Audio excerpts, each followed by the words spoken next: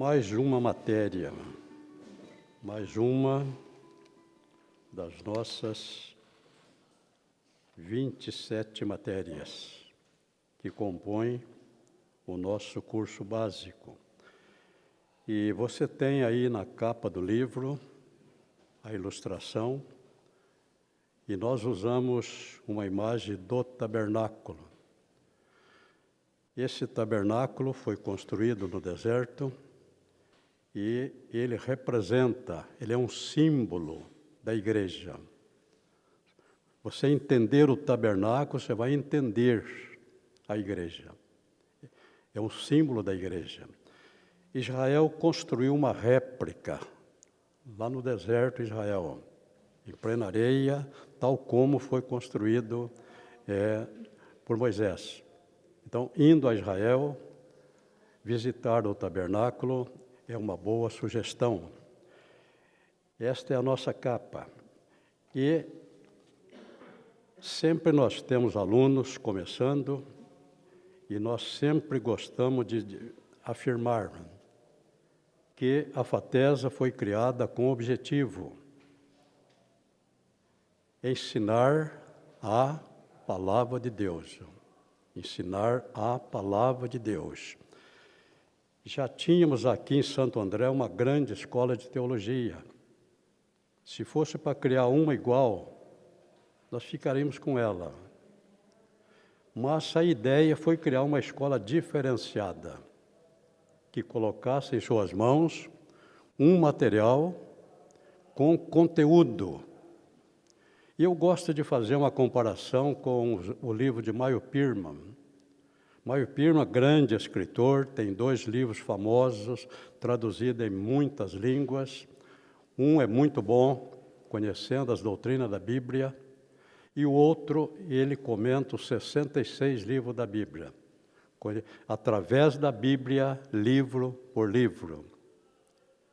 O Pentateuco, ele começa na página 13 e termina na página 44. E ele usa 33 páginas para descrever o Pentateuco. 33 páginas. Nós estamos com 308 páginas. 308 páginas. Então, o nosso curso tem conteúdo. Quem quer conhecer a palavra de Deus, 80% você tem aí. 80% você encontra aí nesse livro. Vamos começar aqui pelo autor. O autor espiritual de toda a Bíblia é o Espírito Santo, o autor espiritual. Mas cada livro tem um autor material, um homem que o escreveu. E aqui nós temos o autor é Moisés. Um pequeno resumo da história de Moisés. Moisés nasceu num período em que Faraó havia ordenado que todos os meninos fossem mortos. Faraó estava preocupado com o crescimento de Israel e tomou uma decisão. E certamente essa decisão foi por inspiração diabólica, porque ele mandou matar somente os meninos. Todo menino deveria ser morto. E Moisés nasceu nesse período. Então nós conhecemos a história da sua mãe, que num ato de heroísmo, de fé, usada por Deus, Moisés se salvou. A história de Moisés, agora ele vai ser levado, ele foi adotado pela filha do faraó. Foi adotado pela filha do faraó. Esse faraó não tinha filhos homens. A sua sucessão seria feita pela sua filha. Quando o faraó morresse, a filha assumiria o trono. E por certo, ela preparou Moisés. A Bíblia diz que ele foi educado em toda a ciência do Egito. Ela o preparou para ser a segunda pessoa do governo do Egito, que era, na época, o país mais importante da terra. Então, nos primeiros 40 anos, Moisés aprendeu que ele foi educado em toda a ciência do Egito. Ele se tornou também militar. A história relata uma batalha contra a Etiópia. E essa batalha, Moisés foi o comandante do exército egípcio, como general de exército. Então, Moisés, durante 40 anos, ele aprendeu que ele era. Agora, no segundo período da sua história, também 40 anos, Moisés agora tem que deixar o Egito, e Moisés, durante 40 anos, ele vai trabalhar como empregado do seu sogro. Moisés não teve uma ovelha dele. Ele pastoreava o rebanho de Jetro. Então, nesse período, ele aprendeu nada que ele era. Um pastor, morreria como pastor. E Deus não permitiu. Olha, quando Deus já tem um projeto, um propósito na vida de uma pessoa, pode acontecer coisas estranhas, inexplicáveis. Aconteceu com Moisés, porque Deus tinha um plano na sua vida. Então, durante 40 anos, Moisés não teve uma ovelha sua, um cabrito seu, nenhum. Ele pastoreava as ovelhas, o rebanho do seu sogro. Qual era o propósito de Deus? Deus estava preparando Moisés para conduzir o seu povo através do deserto. E Moisés precisava saber que aquele povo não era seu. Aquele povo pertencia a Deus. Ele estava conduzindo um povo que pertencia a Deus. Então, esse foi o propósito de Deus. Não permitiu que ele tivesse nenhuma ovelha dele, porque ele estava sendo preparado para cuidar do rebanho de Deus. Isso não aconteceu com Jacó. Jacó, numa história mais ou menos semelhante, se tornou pastor também de ovelhas lá do seu sogro. Mas Jacó se tornou muito rico. O rebanho de Jacó se tornou maior do que o rebanho do seu sogro. Ele tinha mais ovelhas e cabras do que o sogro. Então Jacó, Deus permitiu que enriquecesse, que tivesse um rebanho, porque o projeto de Deus com Jacó era outro. Então, se nós entendermos isso, Deus tem um projeto para cada um de nós. E Ele trabalha nesse projeto no sentido de nos preparar para isto. Jacó ficou muito rico, mas o Moisés não. Moisés não teve uma única ovelha sua. Então, nesse terceiro momento de 40 anos, Moisés aprendeu que nada era, e agora no deserto, também num período de 40 anos, Moisés aprendeu que Deus era tudo. Deus era tudo. Esse homem escreveu 5 livros. Gênesis com 50 capítulos. Êxodo com 40 capítulos. Levítico com 27 capítulos. Números com 36 capítulos. E Deuteronômio com 34. 33 foi escrito por ele. E no capítulo 34 ele morre. Então, certamente, Josué completou o livro. 187 versículos.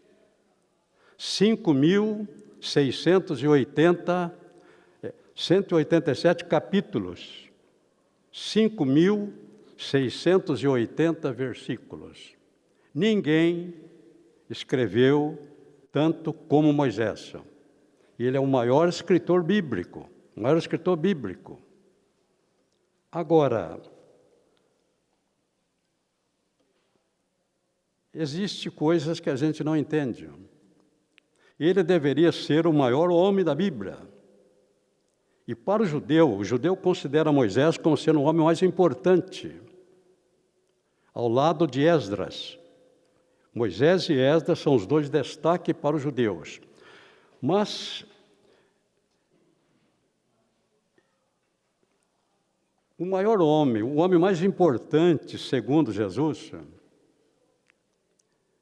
do ponto de vista material, seria Moisés. Um ministério que durou 40 anos, escreveu 5 livros, maior escritor. Mas Jesus disse, dos nascidos de mulher, ninguém é maior do que João Batista. João Batista exerceu um ministério de 6 meses. Moisés, 40 anos. João Batista, 6 meses. Moisés escreveu 5 livros. João Batista não escreveu nada. Agora, o privilégio de João Batista, nenhum homem, nenhum profeta teve. E ele conheceu pessoalmente Jesus. E ele tocou em Jesus. E ele batizou Jesus. E isso fez dele o homem mais importante da história. Dos nascidos de mulher, ninguém é maior do que João Batista. Então, muitas vezes nós nos enganamos. Nós fazemos avaliações erradas. Mas Deus sempre, tudo que Deus faz, Ele faz com perfeição. Então, esse é o autor. A obra nós já falamos, 5 livros. 5 livros. E ainda aqui, um detalhe. Ele escreveu 5 livros sem pontuação. Sem pontuação. Não havia pontuação. Os sinais gráficos foram criados no 7º século, depois de Cristo. Então não havia pontuação. Não havia letra maiúscula. Ele escreveu um texto só. Ele começou lá no princípio, criou Deus os céus e a terra, e terminou lá no capítulo 34. Sem pontuação e sem letras maiúsculas. Assim era a palavra de Deus. Ele escreveu o material de escrita usado para o Pentateuco, num primeiro momento. O primeiro material de escrita foi a pedra. O Decálogo, Deus escreveu em pedra.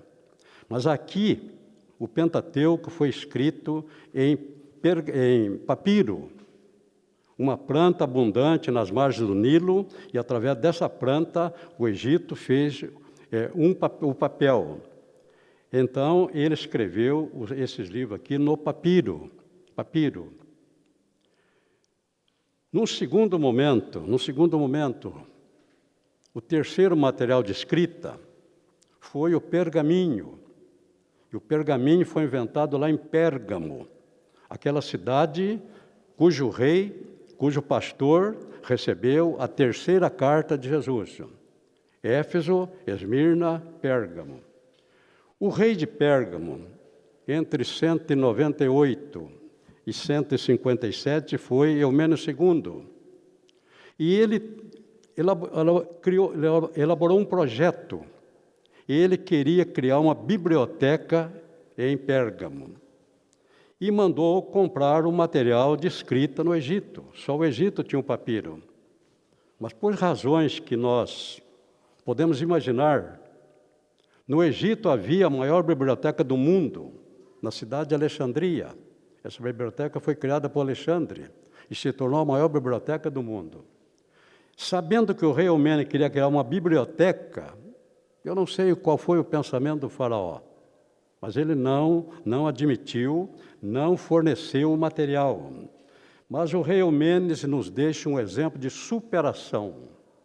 Ele tinha tudo para desistir da ideia, mas ele insistiu em querer criar uma biblioteca e lançou um desafio para os seus auxiliares: encontrar uma nova maneira de escrita.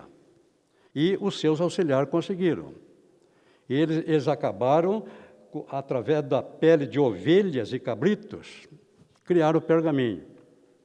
Mais tarde, eles passaram a usar a pele de bezerro e antílope. Criaram um pergaminho melhor, chamado velino. O pergaminho, as coisas acontecem, e sempre acontece, Deus sempre está nesse projeto. O papiro, tinha que ser, uma folha não podia ser colocada sobre a outra, grudava, colava. O pergaminho, uma folha podia ser colocada sobre a outra e podia ser usado dos dois lados, frente e verso. Aí dava para formar teucos, volumes. Então, a partir daí, então, toda a escritura passou a ser escrita em pergaminho. A divisão aqui dos livros foi feita pelos tradutores da Septuaginta, por volta do ano 250 a.C. A primeira tradução do Antigo Testamento, do hebraico para o grego. Mas eles foram além da tradução, e eles prestaram um serviço ainda maior. Foram eles que dividiram o Pentateuco. Penta é 5, teucos é volume. Então foram eles que separaram esses 5 livros e criaram 5 volumes diferentes. Pentateuco, 5 volumes. E, a partir daí, todos os demais livros foram escritos também, todas as cópias eram feitas em pergaminho. Então, nós temos aqui, num primeiro momento, falamos sobre o autor e falamos sobre a sua obra. E como o Moisés compôs. O papel só foi descoberto no primeiro século da nossa era. O papel foi inventado pelos chineses. Esses chineses são famosos na invenção. O macarrão, que muita gente pensa que é origem italiana, foi lá na China.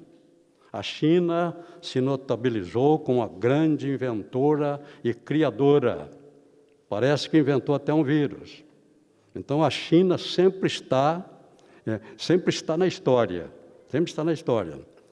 Então, agora, a partir da invenção do papel, todos os livros, passaram a ser usar o papel, até que em 1551, John Gutenberg inventou a imprensa, a tipografia.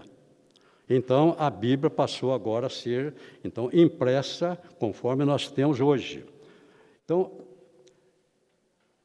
visto isto, o Pentateuco, o judeu chama esse livro de Torá. Nós chamamos de Pentateuco, o judeu chama de Torá. Não confundir com o Talmud. O Talmud é o livro das tradições judaicas. Eles têm as escrituras, mas eles têm um livro das tradições, esse livro tem tanto valor para eles como a escritura. E no tempo de Jesus, eles estavam dando até um valor maior. Jesus o censurou por isso. Ele estava dando mais valor à tradição, através do Talmud, do que da palavra de Deus. O Pentateuco, o judeu chama de Torá. Ele nunca usa a expressão Pentateuco. Torá. E eles extraíram da Torá 613 mandamentos. 365 mandamentos negativos. Não pode fazer. E 240 mandamentos positivos. Tem que fazer. Então, segundo o judeu, se alguém cumprir esses 613 mandamentos, tanto os positivos como negativos, a pessoa será salva através da Torá. A A pessoa será salva, independente de Deus. Agora, então, independente de Jesus. Nunca na história, houve um rabino e nunca haverá esse rabino capaz de cumprir os 613 mandamentos que os judeus extraíram do Pentateuco e deram o nome de Torá. A Bíblia, o livro de Gênesis fala de origem, Gênesis fala de começo, Gênesis. E aqui de Gênesis, no hebraico, você vai pegando uma escritura hebraica, a primeira palavra é Bereshit. Bereshit significa princípio. Então, quando nós dizemos aqui, no princípio criou Deus, na Bíblia hebraica está Bereshit. Bereshit significa princípio. Bereshit. E um detalhe também, que a palavra Deus, no princípio, lá está Bereshit Elohim. No hebraico, a palavra Deus é Eloa. No plural é Elohim. Elohim seria deuses. Mas a escritura hebraica, Moisés escreveu assim, e não foi engano dele, não. Ele era instruído em toda a ciência, mas ele colocou Deus aqui no plural. Está Elohim. Então, para aqueles que negam a existência da Trindade, a Trindade aparece no primeiro versículo da Bíblia. Deus Pai, a Trindade nunca trabalha isolada. Então, tudo que nós vamos ver aqui, o Criador, no princípio criou Deus, presente o Pai, presente o Filho e presente o Espírito Santo. Isso aqui consubstanciado na palavra Elohim. Então, nós vemos aqui, no princípio criou Deus.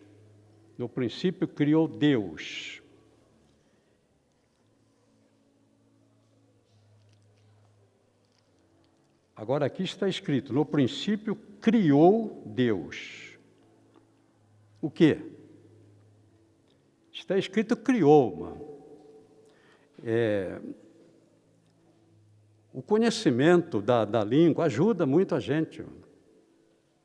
O homem de Deus, na Assembleia, durante muito tempo, existia um pensamento de que o homem de Deus não devia se dedicar muito ao conhecimento das coisas. Mas isso é um engano. O homem de Deus precisa se dedicar não apenas ao estudo dos 66 livros, mas de toda a ciência. Moisés era instruído em toda a ciência do Egito. Então, nós também devemos buscar o conhecimento em todas as áreas. Não para exibir, mas para entender quem é o nosso Deus.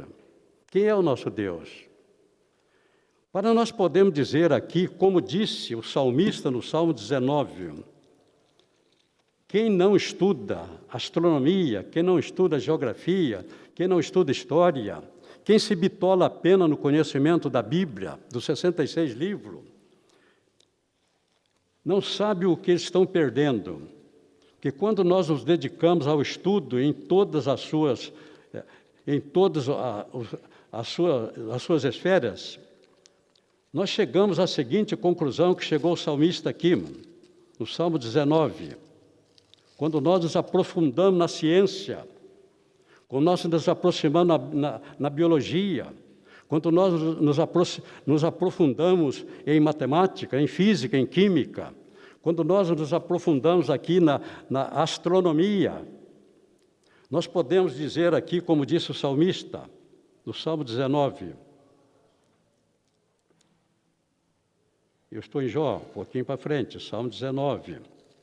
O salmista ficou extasiado ao contemplar a natureza. E ele disse: os céus manifestam a glória de Deus. Os céus manifestam a glória de Deus. E o firmamento anuncia a obra das suas mãos. Um dia faz declaração a outro dia, e uma noite mostra sabedoria a outra noite. Sem linguagem, sem fala, ouvem-se as suas vozes, e em toda a extensão da terra, e as suas palavras até o fim do mundo. Nele pôs uma tenda para o sol. Quando nós nos aprofundamos no conhecimento de todas as matérias, nós passamos a conhecer quem é o nosso Deus. Nós passamos a entender a obra das suas mãos. E isso para nós é muito bom. Então aqui, em Gênesis, está escrito aqui: no princípio criou. No princípio criou. Não começou a criar. No princípio criou Deus. Criou Deus. Aqui não se fala em evolução. Aqui não se fala como os materialistas procuram explicar a origem do universo, procuram explicar a origem da vida. Eles dizem que a vida surgiu do impacto da força sobre a matéria. Dizem que havia um lago tranquilo, sereno. E um dia, numa tempestade, caiu um raio sobre aquele lago. Caiu um raio sobre aquele lago. E do impacto do raio com a água, formou uma célula. E através dessa célula foi evoluindo até chegar no homem. Então, para eles, foi o impacto da força sobre a matéria. O raio sobre a água, a força sobre a matéria, criou vida. Agora, essa célula foi evoluindo até chegar, mas aqui está escrito, no princípio criou. Não começou a criar, no princípio criou. A evolução não é coisa de Deus. Deus é perfeito. A evolução é coisa do homem. Você tem aí no seu livro. Tudo que o homem faz pode ser melhorado. Tudo que o homem faz pode ser melhorado. Então nós podemos imaginar a evolução do homem nas três esferas: na água, na terra e no ar. A evolução do homem. Tudo que o homem faz pode ser melhorado. Mas aqui diz que Deus criou. Tem princípio, meio e fim. Deus criou. O homem, tudo que faz, vamos imaginar a evolução do homem, a evolução da obra do homem na água, a evolução da ciência do homem sobre as águas. Vamos imaginar que um dos nossos ancestrais, um dia, na iminência de se afogar, agarrou-se a um tronco. Agarrando-se a um tronco, ele não afundou. Aí o homem descobriu que seria possível andar sobre as águas sem afundar. Mas esse tronco foi melhorado. Depois o homem fez uma concavidade. E o homem chegou a inventar uma canoa. Agora o homem podia andar sobre as águas sem se molhar. E da canoa chegou aos grandes transatlânticos que nós temos hoje. Isso é a evolução na água. A evolução na terra. Como o homem pode ter começado na terra? E como aconteceu essa evolução na terra? O homem se deslocou de muitas maneiras, até que o homem inventou um carro. Esse carro era puxado por animais. Mas aí começa. Agora, nesse trabalhar do homem, foi havendo uma evolução, até que em 1906, nos Estados Unidos, Henry Ford, pela primeira vez, ele pôde se deslocar num carro que não era puxado por animal. Estava criado o primeiro automóvel, 1906. Agora, de 1906 até hoje, a evolução no transporte terrestre é assustadora. Daquele Ford de 1906, nós chegamos à Mercedes de hoje, a Ferrari de hoje, a BMW de hoje. Isso é assustador. Mas tudo que o homem faz pode ser melhorado. Agora, o homem e o ar. O homem e o ar. Em 1906, resumindo isto, em 1906, pela primeira vez, Santos Dumont provou que podia levantar da terra com um aparelho mais pesado do que o ar. Em 1906, ele criou o 14 bis. O 14 bis subiu 6 metros.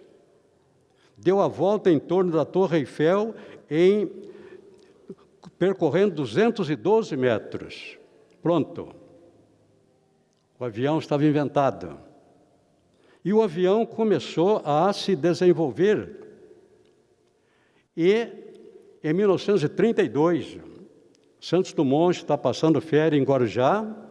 Nós estávamos na Revolução de Rio e São Paulo, Revolução de 30, e Santos Dumont de Guarujá. Ele viu, Getúlio Vargas mandou bombardear o Porto de Santos. E ele viu as bombas sendo jogadas através de avião. É claro que era jogada manualmente. Mas ele viu o estrago que estava fazendo no Porto de Santos. E a história diz que ele entrou em depressão e suicidou-se ali em Guarujá. A evolução do homem e o ar. Depois do 14 bis, que foi decisivo na guerra de 44, de 40 a 46, foi decisivo. Foi através do avião que os Estados Unidos consolidou a vitória. Foi através de um avião que as bombas sobre Hiroshima e Nagasaki foram jogadas. Então, o avião foi fatal, foi determinante na história. E até que inventaram o Concorde. Começou lá com Santos Dumont. Tudo o que o homem faz pode ser melhorado. O Concorde quebrou 2 vezes a barreira do som. Ele voou a 2.500 quilômetros por hora. Isso assustou o cientista. Ele quebrou 2 vezes a barreira do som. Ele foi tirado de linha. Agora, em 1962, temos um exemplo muito maior. Em 1962, Yuri Gagarin, a bordo de uma astronave, subiu a 315 quilômetros de altura. 315 quilômetros. Voando a 27 mil quilômetros por hora. 27 mil quilômetros por hora.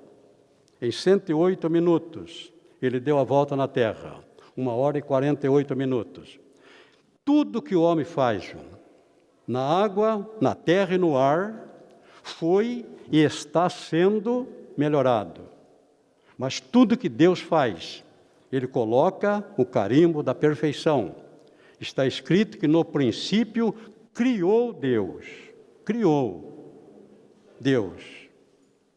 os céus e a terra. Agora, céus, quais seriam os céus que Deus criou? O apóstolo Paulo fala da existência de 3 céus. 3 céus. Hoje nós sabemos que o primeiro céu, através do estudo de astronomia, o primeiro céu é o céu atmosférico. É o céu onde voam as aves. Isso na ciência é chamado de primeiro céu. Após esse espaço atmosférico, a ciência descreve um segundo céu. Nesse céu estão todos os corpos celestes. Todos os corpos celestes estão nesse segundo céu. Mas o Paulo diz que ele foi ao terceiro céu. A astrofísica, eles afirmam, o cientista afirma, que depois desse céu onde estão os corpos celestes, existe um grande espaço. E nesse grande espaço não existe um corpo celeste, um grande espaço vazio. E nesse espaço eles não descobriram, nunca encontraram um corpo celeste. É nesse espaço que pode estar o paraíso. Porque o paraíso é um lugar. O paraíso é um lugar. O paraíso existe. Há um lugar. E certamente o paraíso, esse terceiro céu, está nesse espaço que para a ciência ele existe, mas nunca encontraram nenhum corpo celeste nele. É aí que está o paraíso. E depois do paraíso, o céu é um lugar. O céu não é algo imaterial. O céu existe. O céu existe. É um lugar. Jesus disse: na casa de meu Pai há muitas moradas. O céu é um lugar. E esse lugar tem o seu espaço. Então, certamente depois, nesse imenso espaço vazio, está o paraíso, e depois do paraíso está o céu. Então, quando se diz que no princípio criou Deus os céus, que céus? Nós entendemos que na palavra céus, Deus criou todo o universo, E nós vivemos numa galáxia, Eu gostaria aqui de poder abrir o conhecimento da astronomia, geografia, química, física, está acessível a nós. Eu tenho um pouquinho de conhecimento. Eu sou estudioso. Eu venho estudando eu sou estudante. Então, há muita coisa de ciência que eu entendo um pouco. Então, aqui, quando se diz que Deus criou os céus, eu entendo que aqui Deus criou um mundo espiritual. Na palavra céus aqui, não se fala de matéria, fala do mundo espiritual. E esse mundo espiritual não havia. Num passado que nós não podemos imaginar, havia apenas Deus, na pessoa do Pai, do Filho e do Espírito Santo. Deus é eterno, não teve princípio nem fim. Jesus é eterno e o Espírito Santo é eterno. Então havia apenas Deus, na pessoa do Pai, do Filho e do Espírito Santo. Então, num determinado momento, a Trindade decidiu criar um mundo espiritual. E a Trindade criou milhões, bilhões, trilhões de anjos, arcanjos, querubins, serafins. E nessa mesma época foi criado Lúcifer. Então, para mim, quando diz que Deus criou os céus, Deus criou o mundo espiritual. Que o Jó descreve isto, o Jó fala sobre isto, que quando Deus estava criando esse mundo espiritual, os anjos alegremente cantavam. O Jó vai dizer isso aqui. Quando Deus estava criando esse universo, os anjos já existiam. Eles foram criados. Céus Fala da criação, então, do mundo espiritual. Mas aqui diz que Deus criou a terra. Deus criou a terra. No princípio, criou Deus primeiro os céus. E o Jó vai descrever aqui no capítulo 38, verso 7, o momento quando Deus está criando a matéria. Jó 38, quando ele está criando a matéria, nós vemos aqui os anjos presentes, o mundo espiritual já tinha sido criado. Jó 38, o mundo espiritual já tinha sido criado. E nós entendemos que esse mundo espiritual é conhecido como céus. Jó, no capítulo 38, e o versículo 7. Quando as estrelas da alva, aqui são os anjos, arcanjos, querubins, quando as estrelas da alva juntas, alegremente cantavam. Do versículo anterior, versículo 6, sobre que estão fundadas as suas bases? Quem assentou a sua pedra de esquina? Aí, as estrelas da alva juntas alegremente cantavam.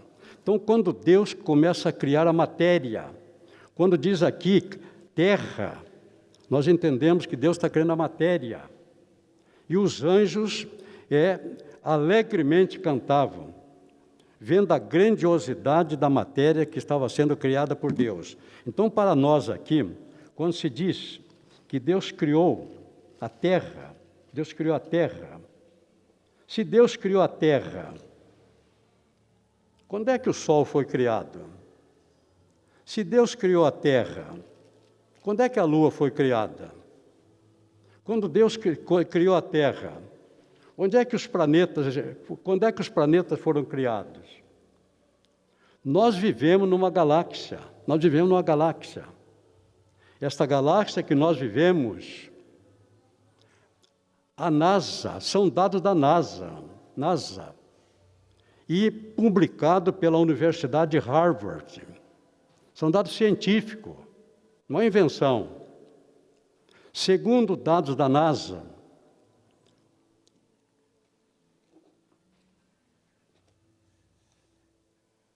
galáxia semelhante à nossa, existem 17 bilhões de galáxias semelhantes à nossa. Agora, se Deus criou a Terra, e esse universo foi criado quando? Deus criou o Sol. O Sol preside a nossa galáxia. Mas a ciência, aqui eu estou falando de ciência, eu não estou falando de teoria, estou falando de ciência. A ciência comprovou, o Sol é uma estrela, Mas segundo dados da NASA, e esses dados são referendados pelo Observatório da China e do Japão, e também pelo nosso observatório aqui de São José dos Campos, segundo a NASA,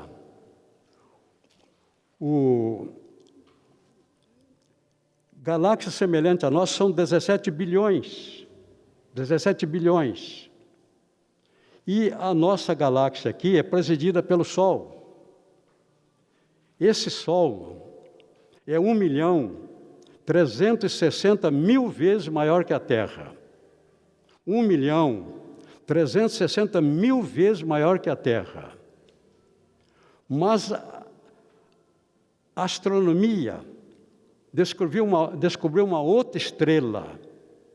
Essa estrela é 250 vezes maior que o Sol.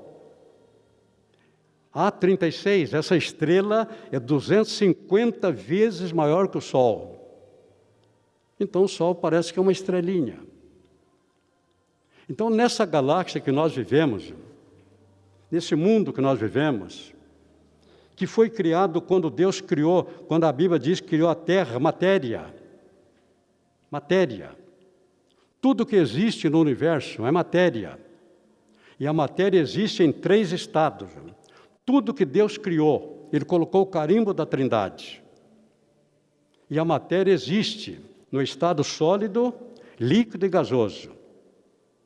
Existem galáxias gasosas, galáxias somente gasosas. Então, isso aqui, quando Deus criou a Terra, Deus criou então a matéria. A matéria. A nossa galáxia,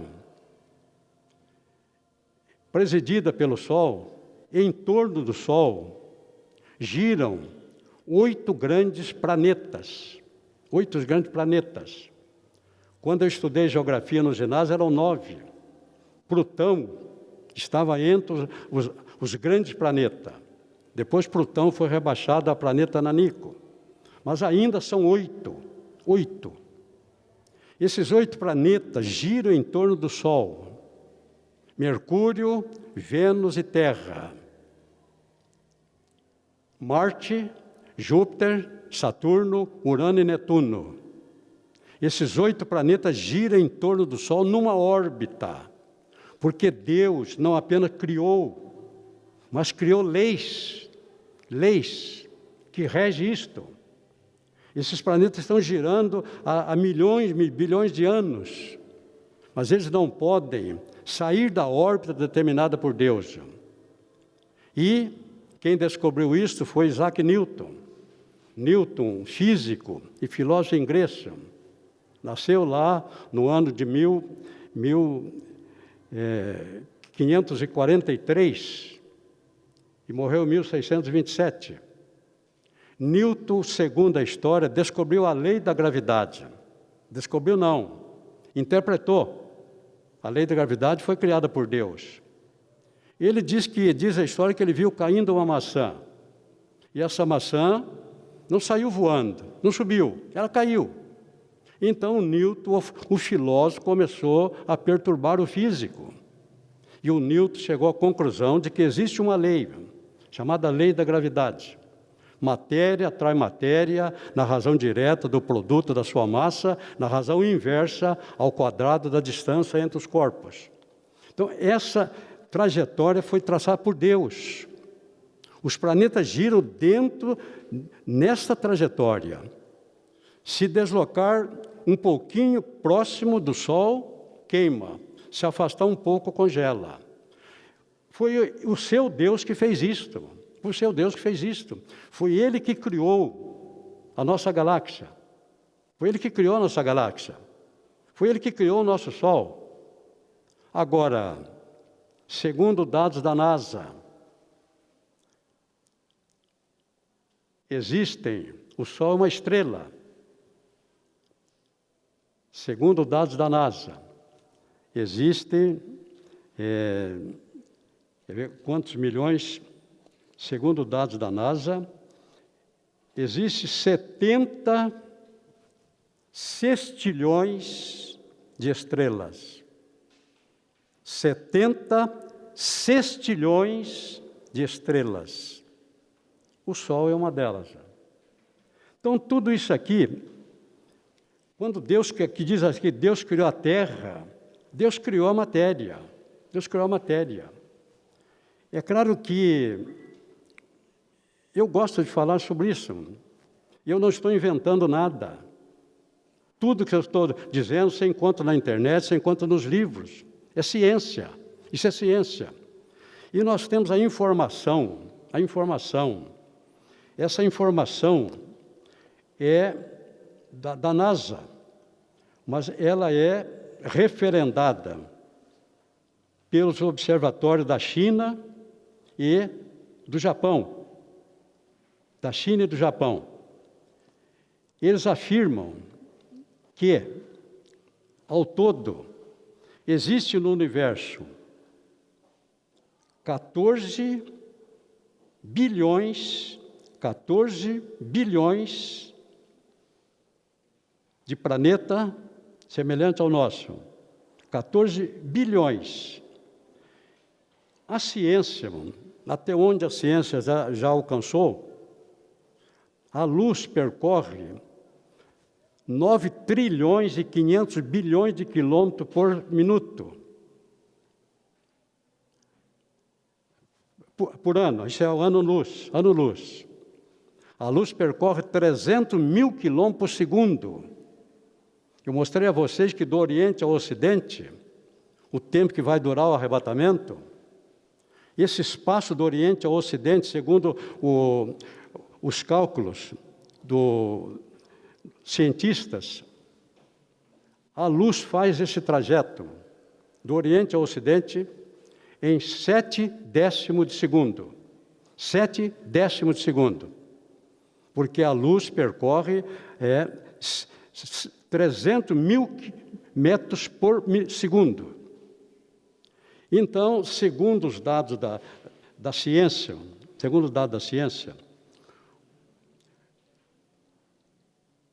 até onde já alcançou, até onde alcançar o luz,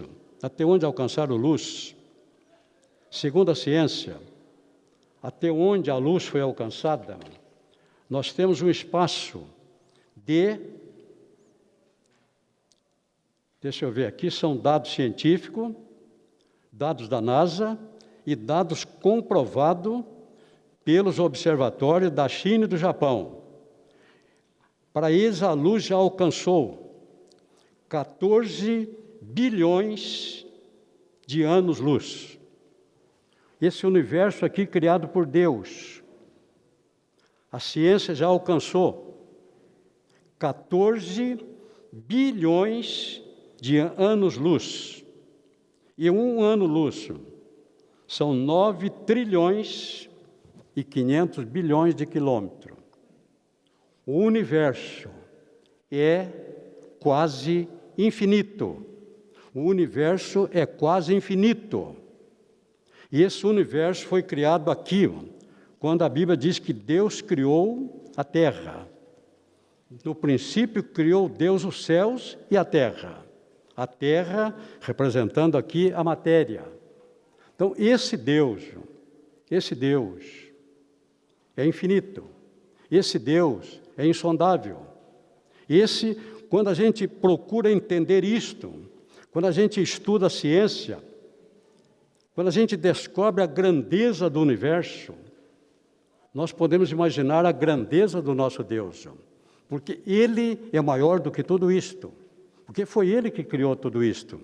Então aqui, nós estamos ainda aqui no primeiro versículo. No princípio criou Deus os céus e a terra. Terra para mim aqui, fala da criação da matéria. Fala da criação da matéria. E vamos ler aqui o que o profeta Isaías escreveu, capítulo 45 de Isaías, para fechar essa questão, porque eu poderia falar ainda mais 1 hora sobre isto. 45, versículo 12. Isaías 45, versículo 12. Eu fiz a terra, Deus está falando, eu fiz a terra e criei o homem, eu o fiz, as minhas mãos estenderam os céus, e todos os seus exércitos dei as minhas ordens. E ainda no versículo 18, porque assim diz o Senhor, que tem criado os céus, o Deus que formou a terra e a fez, Ele a estabeleceu e criou a terra para ser habitada. Então, esse versículo primeiro aqui é de uma profundidade insondável. E é claro que nós vamos ter que passar para o versículo seguinte. Então, aqui, versículo primeiro. No princípio criou Deus os céus e a terra. Pronto. Não se fala em evolução. No princípio criou Deus. Agora, no versículo 2, essa terra, vai dizer aqui que a terra é sem forma e vazia. A terra era sem forma e vazia, e havia trevas sobre a face do abismo, e o Espírito de Deus se movia sobre a face das águas. Então, aqui nós temos a chamada terra caótica, E, certamente, a causa disto, você encontra em duas passagens bíblicas, Isaías 14, Ezequiel 28. Isaías 14, ele fala da queda de Lúcifer. Ele diz que ele estava na terra, e diz, eu subirei ao céu. Então nós entendemos, através de Isaías 14, Ezequiel 28, que a terra estava sob a coordenação. Deus entregou a terra a esse querubim. E um dia esse querubim quis ser igual a Deus. E disse, eu subirei ao céu. E foi. Então houve a sua queda. Em consequência, a terra foi coberta pelas águas. E agora, hoje, a ciência diz, eu vou passar rapidamente aqui sobre isso, porque nós não poderíamos comentar tudo isso aqui para vocês, mas, segundo a ciência, vamos ver o que nós temos aqui, que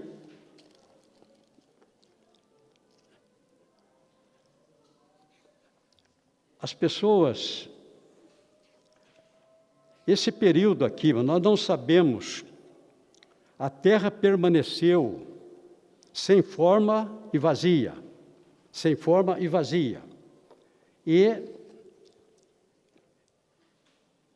a ciência diz, isso aqui chama terra caótica. E na ciência, ele fala de eras geológicas. A ciência afirma que a Terra ficou nessa situação durante 4 bilhões de anos. 4 bilhões de anos. Aqui, como diz o versículo 2, a terra era sem forma e vazia, e havia trevas sobre a face do abismo, e o Espírito Santo não permitiu que Satanás tomasse posse dela. O Espírito Santo pairava sobre as águas. Satanás não voltou mais a ocupar, não. E segundo a ciência, nesse estado caótico, a Terra permaneceu por 4 bilhões de anos. Isso é ciência. Aqui se fala de era geológica. Eu vou citar para vocês aqui as 5 eras. Primeiro, a era arqueozoica.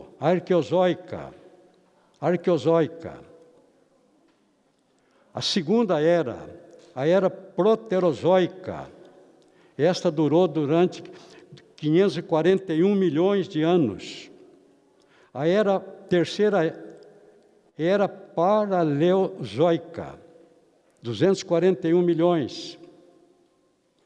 Era mosozoica, a quarta, 65 milhões de anos. E a era gerozoica, 65 milhões de anos, e é a era presente. Então, a ciência comprova que a Terra permaneceu durante 4 bilhões de anos. 4 bilhões de anos. Antes de Deus começar a repovoar a Terra. Antes de Deus começar o processo de criação. Então, quando se encontra uma fóssil de um dinossauro, e existem a fóssil inteira do dinossauro no museu. E a ciência diz que ele tem, aquela fóssil tem 150 milhões de anos. Aí o crente que não estuda a Bíblia fica torcendo a ciência. Imagina. Segundo a ciência, a terra caótica permaneceu nesse estado 4 bilhões de anos. 4 bilhões de anos. Na repovoação das águas, segundo a ciência, os grandes invertebrados, répteis, um meteoro caiu sobre a Terra numa velocidade de 72 mil quilômetros por hora. 72 mil quilômetros por hora. E extinguiu os grandes répteis que havia nas águas. E entre eles foi extinto o dinossauro. Então, negar a existência é negar a ciência. Negar que aquela fóssil que ali está, a ciência calcula os anos. Então, quem não estuda, imagina se vai ter 150 milhões. Segundo a ciência, a Terra permaneceu envolta em escuridão, vazia, coberta por águas, durante 4 bilhões de anos. 4 bilhões de anos. Então, tudo que a ciência diz é comprovado. E nós não podemos negar isto. Não podemos negar isto. E, agora sim, então, na obra da criação aqui, eu vou destacar apenas a criação do homem. Apenas a criação do homem. Você conhece bem a história de Adão? Deus criou o homem. Façamos o homem segundo a nossa imagem e conforme a nossa semelhança. Façamos o homem segundo a nossa imagem. A imagem de Deus é moral. Deus criou o homem um ser moral, um ser racional. Mas ele diz conforme a nossa semelhança. Deus é trino. A criação foi feita pelo Pai, pelo Filho e pelo Espírito Santo. Então, Deus criou o homem. Trino. O homem tem um corpo, uma alma e um espírito. O homem tem um corpo, uma alma e um espírito. Porque ele foi criado à imagem de Deus. À imagem de Deus. O Adão pecou. Não vamos aqui discorrer sobre o pecado de Adão. Mas para Adão, Deus deu 3 filhos. Deus deu 3 filhos para Adão. No capítulo 5, vai dizer que Adão viveu 930 anos e gerou filhos e filhas. Filhos e filhas. Dezenas. Quem não estuda a Bíblia pensa que o Adão teve apenas os 3. Aí um matou o outro e aí vem a confusão. Aí o Caim foi para a terra de Nod e com quem o Caim casou. Isso é falta de conhecimento bíblico. A Bíblia fala de 3 nomes. 3. Mas o Adão teve dezenas. Filhos e filhas. Mas a Bíblia não foi escrita para contar a história do homem. A Bíblia não foi escrita para contar a história do homem. A Bíblia foi escrita para contar a história da redenção. E para a Bíblia, os nomes que aqui estão, são nomes que estão relacionados à redenção. Os que não estão, não estão relacionados. É como você assistir lá um filme de faroeste. Somente o comandante lá, o coronel, tem nome. O chefe dos índios, o Cochise, tem nome. Mas todo aquele exército todo, o comandante tem um nome, o coronel. Mas o soldado não tem nome. É uma grande multidão, não tem nome. Da mesma forma acontece. Aqui no caso aqui, então Adão teve muitos filhos. Agora, o que interessava para a história da redenção? Apenas 3 nomes. Primeiro, o nome do Caim. Caim rebelou-se contra Deus. E Caim está colocado aqui como representante da humanidade caída, como representante do homem fugitivo de Deus. Toda essa grande multidão que está lá fora, vivendo no pecado, vivendo em rebeldia, são os descendentes de Caim. A história da redenção precisava desse nome. Caim representa o homem pecador. Caim representa o homem fugitivo de Deus. Aí nasce o Abel. Nasce o Abel. A Bíblia diz que as obras do Abel eram boas. As obras do Abel eram boas. E porque as obras do Abel eram boas, o Caim o matou. Abel, na história da redenção, representa Jesus homem. Jesus homem. Nasceu e viveu na terra 33 anos. Porque as suas obras eram boas, os seus irmãos o mataram. Jesus morreu, foi sepultado. Mas se Jesus permanecesse na sepultura, não haveria redenção.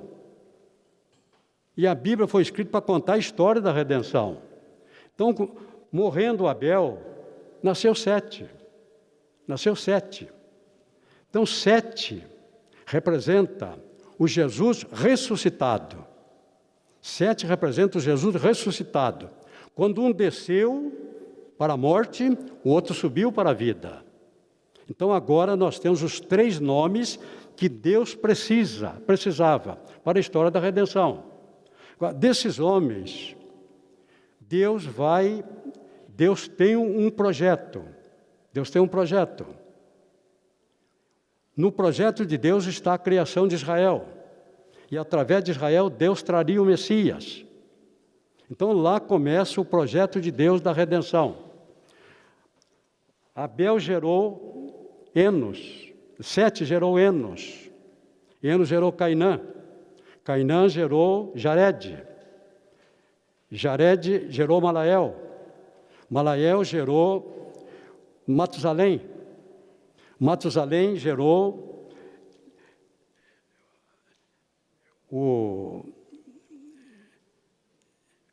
eu sempre esqueço o nome desse abençoado. Lameque. Matusalém gerou Lameque. E Lameque gerou Noé. Então nós temos aqui o projeto de Deus. É que a descendência do Caim e a descendência de Sete não se misturasse. Não podia misturar. Era para seguirem numa linha paralela. Na sexta geração, com Enoque, nós vemos que as duas linhagens estavam bem delineadas. Enoque representava a corrente justa. E o Lameque, aqui um outro Lameque, descendente de Caim, era um valentão, bígamo, assassino. Então, na sexta geração, havia as duas linhagens estavam correndo em linha paralela. Mas na ocasião do dilúvio, as duas linhagens começaram a se aproximar. Isso contrariava o projeto de Deus. Era para caminhar em linhas paralelas. Duas linhas paralelas só se encontram no infinito. Mas as duas linhagens começaram a convergir uma para a outra. Aí nós chegamos no Noé. Deus ainda encontrou na terra esse homem fiel. Esse homem fiel. Está escrito aqui de Noé, está escrito que Noé era um varão justo. Versículo 9 do capítulo 6. Noé era varão justo e reto em suas gerações. Noé andava com Deus. Noé andava com Deus. Agora Deus vai tomar uma atitude drástica. Vai destruir toda a geração de Caim. E vai continuar trabalhando na geração de Sete. De Noé, Deus elegeu 100. De 100 veio Abraão. De Abraão veio Isaque e Jacó. Agora, com Jacó, Deus dá a ele 12 filhos, e através de Jacó, Deus forma a nação de Israel. Tudo isso aqui você encontra no livro de Gênesis. No livro de Gênesis, Tudo isso aqui, você encontra aqui então no livro de Gênesis, que, se você mentalizar a história desses homens, você tem o livro de Gênesis na sua cabeça. Você tem o livro de Gênesis aí na sua cabeça. E vamos ver onde é que nós estamos aqui no livro. Não vamos comentar aqui sobre o dilúvio, mas você conhece, tudo que você precisa está aqui no livro. E agora então, de Noé nós chegamos em Abraão. Lição 2. Lição 2. E nós temos apenas 15 minutos. Lição 2. Abraão. Esse Abraão é um dos personagens mais conhecidos na Bíblia. Abraão nasceu lá em Ur, na Caldeia, no sul do Iraque, próximo do Golfo Pérsico. Foi ali que tudo começou. Foi ali que estava o Jardim do Éden. E tudo começou ali. Então Abraão morava lá em Ur, na Caldeia. E Deus tinha um projeto: formar a nação de Israel. Agora Deus vai chamar Abraão. Então você tem aqui a chamada de Abraão. Está no capítulo 19. O capítulo 19 descreve a linhagem de Sete. E nós vemos que Tera fazia parte dessa linhagem. E Abraão, filho de Tera, ele veio da linhagem de Sete. Está aí no capítulo 11 de Gênesis. A chamada de Abraão foi pessoal. Disse Deus a Abraão, sai da tua terra, da tua parentela, e vai para uma terra que eu vou mostrar para você. Quando Deus chama o obreiro, a esposa está inclusa. Deus não mencionou o nome de Sara. Chamando Abraão, automaticamente Sara estava inclusa, porque serão dois como uma só carne. Então essa história de que eu vou, depois venho buscar minha família, não é bíblica. Essa história de que eu vou, depois venho buscar a família, não é bíblico. Quando Deus chama o homem, a mulher está inclusa. É uma família. E Abraão deveria sair, ele e Sara. Mas Abraão, para a felicidade nossa, ele provou que era apenas um homem. E Abraão cometeu diversos erros. Eu não sou perfeito. Você não é perfeito, mas o Abraão também não era. Ele desobedeceu Deus. Ele não soube dizer não ao pai, mano. O pai tinha com quem ficar, o pai estava velho, está certo, mas ele tinha outros filhos. O Ló era órfão de pai, mas ele tinha quem cuidasse dele. Abraão não estava abandonando o pai, não. Se Tera não tivesse ninguém para cuidar dele, mano, Deus ia incluir o Tera na chamada. Mas Deus sabia que o Tera tinha quem cuidasse.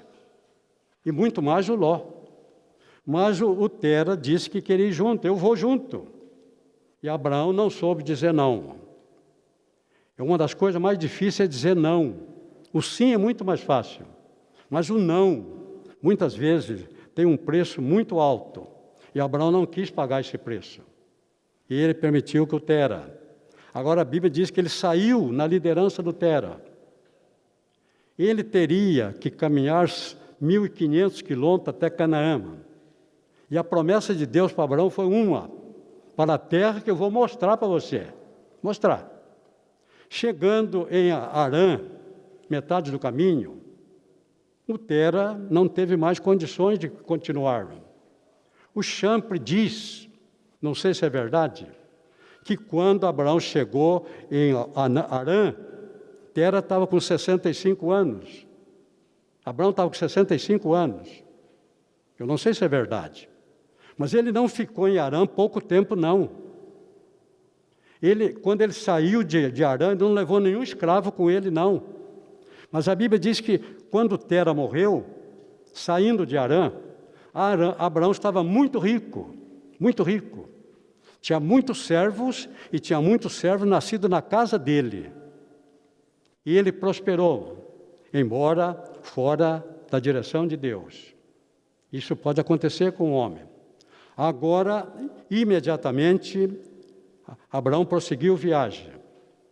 Caminhou mais 900 quilômetros e chegou na terra. Então, nós temos aqui no capítulo 12, que Abraão chegando na terra, diz aqui, no versículo 6, e passou Abraão por aquela terra até o lugar de Siquém. Abraão andou pela terra. Qual era a promessa de Deus? Deus disse para a terra que eu vou mostrar para você. Para a terra que eu te mostrarei. Deus falou em doar a terra? Não falou. Deus disse para a terra que eu te mostrarei. Pronto. Abraão estava vendo a terra. Abraão não tinha direito nenhum de reclamar. Se o Abraão fosse reclamar, Deus disse, Abraão, onde é que eu falhei com você? Qual foi a promessa? Tem crente que muda as promessas de Deus. Ele tem uma promessa, depois ele acrescenta coisa dele. A promessa de Deus, Deus vela pela sua palavra. Deus vela pela sua palavra. Deus diz para a terra que eu vou mostrar. A terra estava ali. Abraão estava vendo a terra.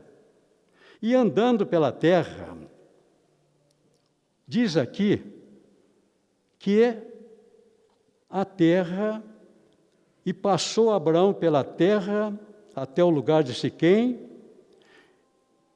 e estavam os cananeus na terra.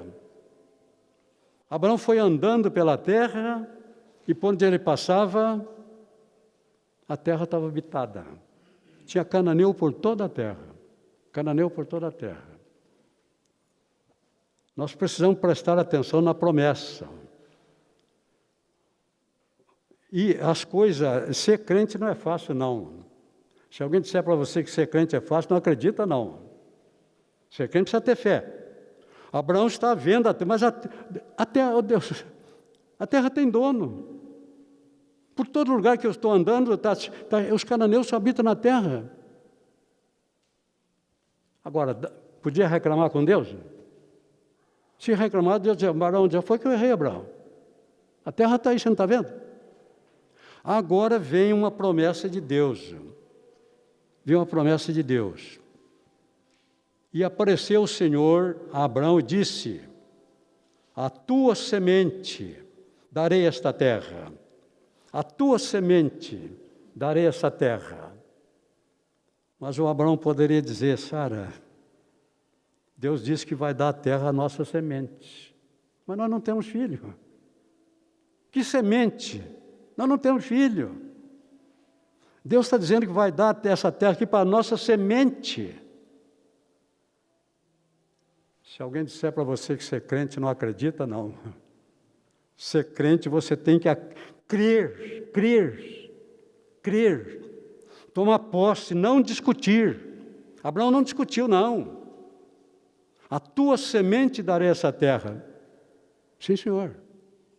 Sim, senhor. Agora nós vemos aqui um outro detalhe.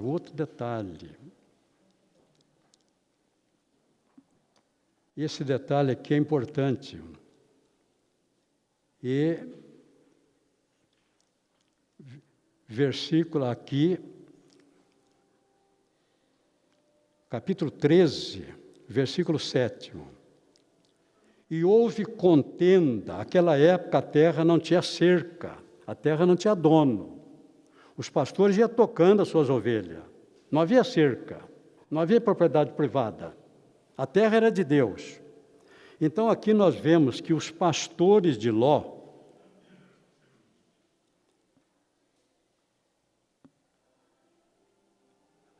deixa eu ver esse versículo aqui, o versículo 4. Não, versículo 7. E houve contenda entre os pastores do gado de Abraão e os pastores do gado de Ló. Ponto e vírgula. Esse assunto está terminado. Houve contenda entre os pastores de gado de Abraão e os pastores do gado de Ló. Ponto e vírgula.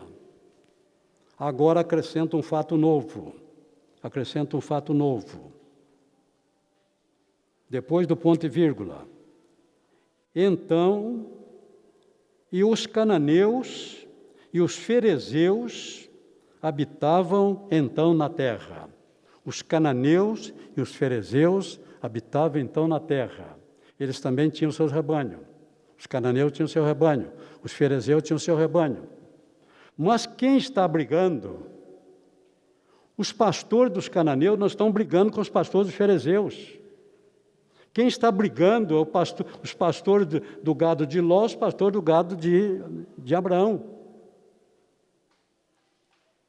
Perceba que está havendo um escândalo. Os ferezeus estão conversando lá com os cananeus. Nós já brigamos por causa de terra? Não.